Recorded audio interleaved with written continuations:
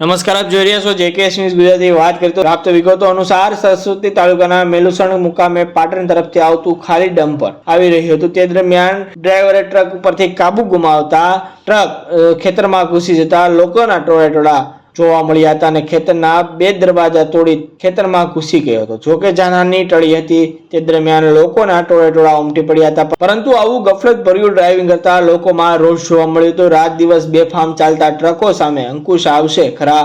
બેફામ ચલાવતા ટ્રકો સામે કાર્યવાહી કરવા મેલસુણ ગામ લોકોની લાગણી અને માંગણી ઉઠવા પામી છે। વાત કરવામાં આવે તો આવા તત્વોનું અંકુશ લાવી કાયદેસરની કાર્યવાહી કરવામાં આવે એવું ગામ લોકોએ મીડિયા સમક્ષ જણાવ્યું હતું। જેકેએસ ન્યૂઝ સાથે ભરત ઠક્કર, ડીસા।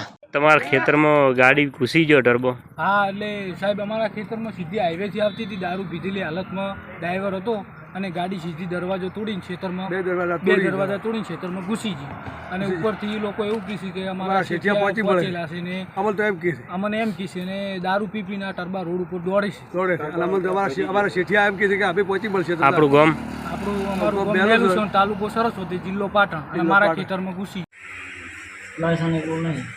નામ શું છે તારું? અશોકજી।